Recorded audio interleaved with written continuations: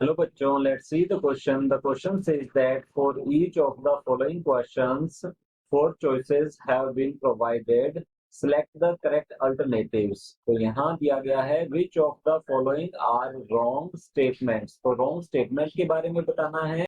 तो हमारे पास स्टेटमेंट दिए गए हैं। फर्स्ट है बाइवेलेंट्स आर टेट्राड्स। सेकंड है a bivalent means four chromatids and two centromeres.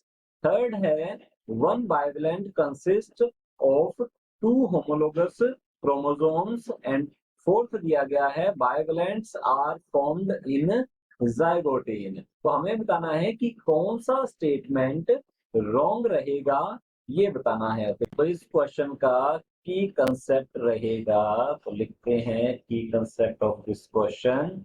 तो की कंसेप्ट है यहाँ पर बाइवेलेंट। बाइवेलेंट के बारे में यहाँ पर हमसे पूछा गया है।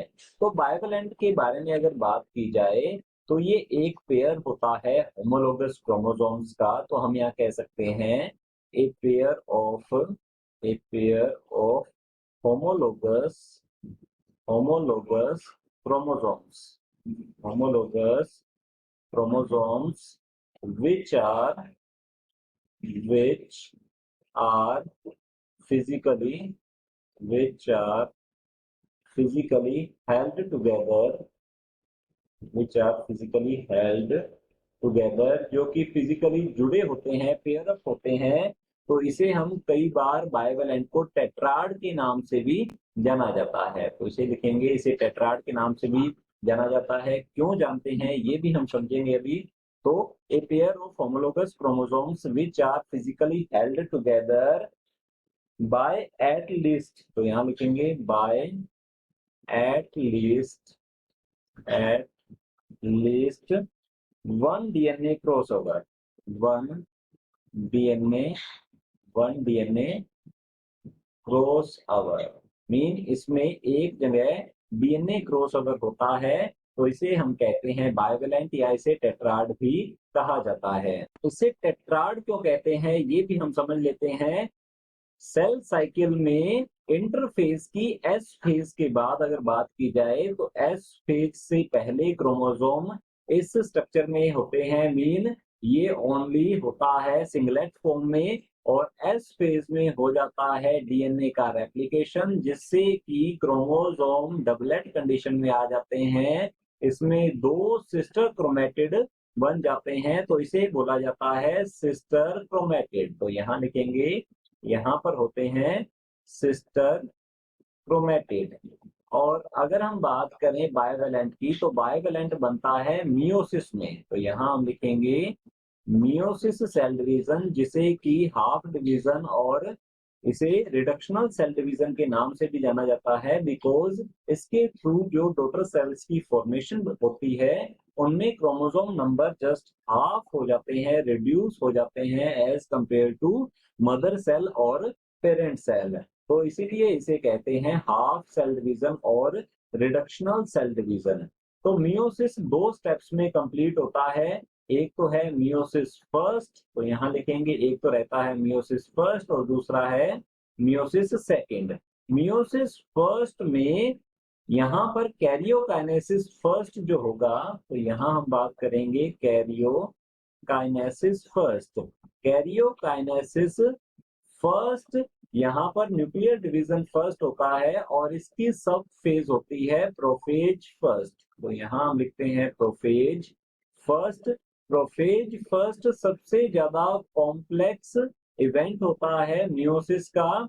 इसके अंदर क्रॉसिंग ओवर होती है होमोलोगस क्रोमोसोम्स में। होमोलोगस क्रोमोसोम इसके अंदर पेयर अप हो जाते हैं। तो इसकी सब फेज होती है like leptotene, zygotene, pachytene, diplotene and diakinesis. तो हम यहाँ इनके बारे में लिख सकते हैं। तो ये सब फेजेस हैं। यहाँ पर फर्स्ट रहेगी लेप्टोटीन, सेकंड होती है जाइगोटीन, तो यहाँ लिखते हैं हम जाइगोटीन। और फिर थर्ड रहती है पैकिटीन, और इसे पैकाइटीन भी कहा जाता है, तो यहाँ लिखेंगे पैकिटीन। फोर्थ है डिप्लोटीन एंड फिफ्थ रहती है हमारे पास यहाँ पर डायाकाइनेसिस। काइनेसिस। तो अगर बात की जाए बाइवेलेंट की, तो बाइवेलेंट क्या है? ये होमोलोगस क्रोमोसोम का एक पेयर है जिसमें क्रोमोसोम्स जो हैं वो फिजिकली जुड़े होते हैं। तो इसकी फॉर्मेशन होती है जाइगोटीन में। प्रोफेज फर्स्ट की जाइगोटीन स्टेज में होमोलोगस क्रोमोसोम्स के नॉन सिस्टर क्रोमैटिड्स आपस में जुड़ जाते हैं और ये बनाते हैं बाइवेलेंट। तो बाइवेलेंट है क्या? ये है एक टाइप का होमोलोगस क्रोमोसोम का पेयर जिसके अंदर क्रोमोसोम फिजिकली जुड़े होते हैं। तो चलिए देखते हैं ऑप्शंस की ओर। यहाँ पर स्टेटमेंट दिया गया है बाइवेलेंट्स आर टेट्राड्स। तो बाइवेलेंट टेट्राड ही होते हैं बिकॉज एक क्रोमोसोम के अंदर दो सिस्टर क्रोमैटिड होते हैं। और अगर हम बात करें दो क्रोमोसोम की, तो दो होमोलोगस क्रोमोसोम जो है उसमें टोटल 4 क्रोमैटिड्स प्रेजेंट होते हैं, इसलिए इसे टेट्राड भी कहा जाता है। तो यहाँ पर जो दिया गया है फर्स्ट स्टेटमेंट बाइवेलेंट्स आर टेट्राड, तो ये बिल्कुल करेक्ट है, ये ट्रू है हमारा स्टेटमेंट। सेकंड स्टेटमेंट है a bivalent means 4 chromatids and 2 centromeres. तो बाइवेलेंट में 4 क्रोमैटिड्स एंड 2 सेंट्रोमियर तो होते हैं, बट यहाँ पर सेकंड स्टेटमेंट में ये नहीं बताया गया है कि ये जो 4 क्रोमैटिड्स हैं ये होमोलोगस क्रोमोसोम्स के होते हैं, सेंट्रोमियर जो हैं ये होमोलोगस क्रोमोसोम के होते हैं। यहाँ पर अगर हम स्टेटमेंट को ध्यान से देखें, a bivalent means 4 chromatids and 2 centromeres. तो ये 2 सेंट्रोमियर एंड 4 क्रोमैटिड यहाँ पर नॉन होमोलोगस क्रोमोसोम के भी हो सकते हैं।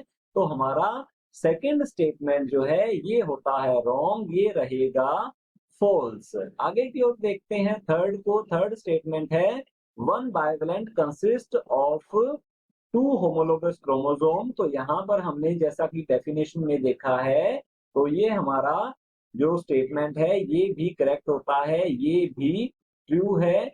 यहाँ पर 2 होमोलोगस क्रोमोसोम होते हैं। आगे की ओर स्टेटमेंट दिया गया है fourth bivalents are formed in zygotene.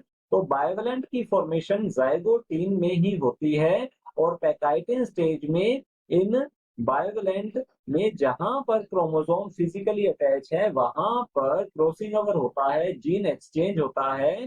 तो हमारा फोर्थ स्टेटमेंट भी बिल्कुल करेक्ट है, ये भी ट्रू है। तो क्वेश्चन के अकॉर्डिंग हमसे पूछा गया है which of the following are wrong statement। तो ओनली सेकंड स्टेटमेंट जो है ये रॉन्ग है। तो चलिए देखते हैं ऑप्शंस की ओर। ऑप्शन ए में first second third and fourth को रॉन्ग बताया गया है, तो हमारा ऑप्शन ए रॉन्ग होगा। ऑप्शन बी में सेकंड ओनली को रॉन्ग बताया गया है, तो हमारा सेकंड ऑप्शन बिल्कुल फॉल्स है, रॉन्ग है। तो हमारा ऑप्शन बी बिल्कुल करेक्ट आंसर है।